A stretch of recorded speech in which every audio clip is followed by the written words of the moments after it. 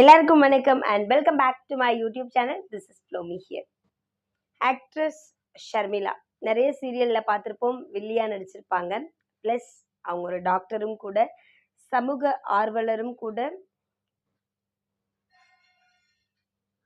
Political சம்மந்தப்பட்ட விஷயங்களை பேசுறதுலையும் ஒரு தைரியமான பெண்மணி அப்படின்னு கூட அவங்கள சொல்லலாம். திடீர்னு நீட்டா அம்பானி பற்றி அவங்க போட்ட ஒரு ட்வீட் வந்து இணையதளம் முழுக்க வைரலில் போயிட்டுருக்கு. என்ன ட்வீட் பண்ணியிருப்பாங்க, அதுவும் நீட்டா அம்பானியையும் பிஜேபியையும் கம்பேர் பண்ணி என்ன மாதிரியான ட்வீட் போட்டிருப்பாங்க, ஏன் அது இவ்வளோ சர்ச்சையாகுது அப்படின்றத பற்றி தான் இந்த வீடியோவில் பார்க்க போகிறோம். நீங்கள் இப்போ தான் என்னோட சேனலை ஃபர்ஸ்ட் டைம் பார்க்குறீங்கன்னா சேனலை சப்ஸ்கிரைப் பண்ணி சப்போர்ட் பண்ணுங்கள். உங்களோட சப்ஸ்கிரிப்ஷன் மட்டும்தான் எனக்கான பெட்டர் அப்ரிசியேஷன். ஆக்ட்ரஸ் ஷர்மிளா எப்பயுமே மனசுக்கு பட்ட ஒரு விஷயத்த ரொம்ப போல்டாக பேசுகிற ஒரு லேடி அப்படின்னு தான் சொல்லலாம். பிஜேபி சம்மந்தப்பட்ட விஷயங்களை எல்லாத்தையும் தவறாக சொல்கிற ஒரு ஆள் கிடையாது. பட் மதம், சமயம், கடவுள் அப்படின்ற பேரில் எந்த மாதிரியான விஷயங்களை அவங்க மக்கள் மேலே திணிக்கிறாங்க, எல்லாத்தையும் நம்பணும்னு அவசியம் கிடையாது அப்படின்னு சில விஷயங்களை வந்து மக்களுக்கு எடுத்து சொல்லிகிட்டே இருப்பாங்க. இதுக்கே அவங்களும் ஒரு பிராமண பெண்மணி தான். ஸோ நான் வந்து பீஃப் சாப்பிடுவேன், எனக்கு வந்து பிடிச்சதை நான் செய்வேன், பிராமண பெண்மணிகளை வந்து உள்ளேயே இருக்கணும், வெளியே வரக்கூடாது, ஒரு நிறைய படிச்சிருந்தாலுமே கூட கல்யாணத்துக்கு அப்புறம் வீட்டுக்குள்ளே தான் இருக்கணும், இப்படிப்பட்ட அடக்குமுறைகளுக்கெல்லாம் எதிராக நிறைய நேரங்களில் பேசுகிற ஒரு பெண்மணி தான் ஆக்ட்ரஸ் ஷர்மிளா. அவங்க வந்து நீட்டா அம்பானியோட சாரி பற்றி ஒரு விமர்சனம் ஒன்று செஞ்சுருந்தாங்க. அது என்ன நீட்டா அம்பானியோட சாரி பற்றி மட்டும் அப்படின்னு கேட்டிங்கன்னா, பொதுவாகவே அனந்த் அம்பானியோட கல்யாணத்தில் நீட்டா அம்பானி வியர் பண்ணியிருந்த ஸ்லீப் வியர்லேருந்து, செருப்புலேருந்து, அவங்க போட்டிருந்த சாரீலேருந்து, அவங்க யூஸ் பண்ண எல்லாமே வந்து வேர்ல்டு ஃபேமஸான டிசைனர்ஸை வச்சு தான் டிசைன் பண்ணியிருந்தாங்க. ஸோ அது போல தான் அனந்த் அம்பானியோட வெட்டிங் ஃபங்க்ஷன் அப்போது ஒரு சாரீ ஒன்று நல்ல பிங்க் கலரில் பனாரஸ் சாரீ ஒன்று கட்டியிருந்தாங்க. அதோட ப்ரைஸ் பார்த்திங்கன்னா என்ன 50,000 60,000 ரூபாயில் இருக்க பொழுது, எப்படி பார்த்தாலும் ஒரு 10 லட்சத்துக்கு மேலே தான் இருக்க பொழுது.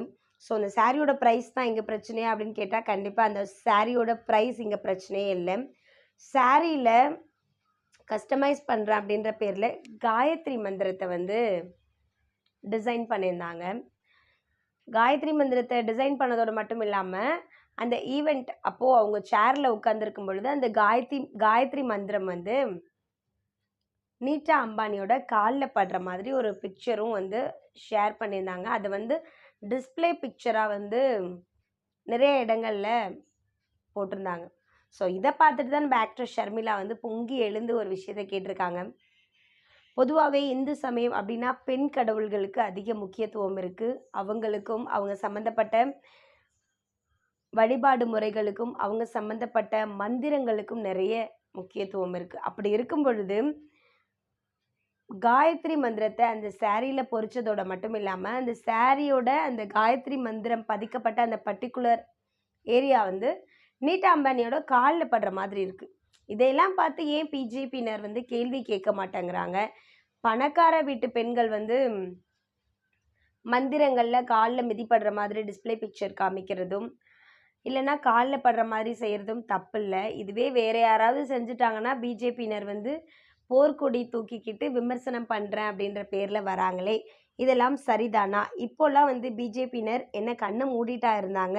அவங்களே வந்து நிறைய பேர் பிஜேபியோட லீடர் பிரதமராக இருக்க மோடிஜி கூட அனந்த் அம்பானியோட கல்யாணத்துக்கு போயிருந்தாங்களே. இப்போல்லாம் வந்து கடவுளை இவங்க இழிவுபடுத்துகிறாங்க, கடவுளை வந்து இவங்க உதாசீனப்படுத்துகிறாங்க அப்படின்றதெல்லாம் சொல்ல மாட்டாங்களா? பணம் இருந்தால் கடவுளையும் விலைக்கு வாங்க முடியுமா அப்படின்ற மாதிரியான கேள்விகளை வந்து ஆக்ட்ரஸ் ஷர்மிளா வந்து கேட்டு ஒரு சர்ச்சையை கிளப்பியிருக்காங்க. அவங்க கேட்ட கேள்வி ஏதோ ஒரு விதத்தில் சரி அப்படின்றதுனால ஷர்மிளா அவங்களுக்கு நிறைய பேர் சப்போர்ட் பண்ணிகிட்ருக்காங்க. கூடவே சேர்த்து ஷர்மிளாவோட கருத்து என்ன அப்படின்னு கேட்டிங்கன்னா, எல்லா கடவுளும் எல்லா மக்களும் கூப்பிட்டதும் வருவாங்க. அந்த கடவுளை வழிபடணுன்னா இத்தனை விதமான விதிமுறைகளும் கட்டுப்பாடுகளும் இருக்குது அப்படின்னு இவங்கெல்லாம் சொல்கிறது தான் ஆச்சரியப்படுறதாகவும் அதிசயமானதாகவும் இருக்குது. ஸோ அதெல்லாம் நம்பாதீங்க, அதெல்லாம் ஃபாலோ பண்ணாதீங்க.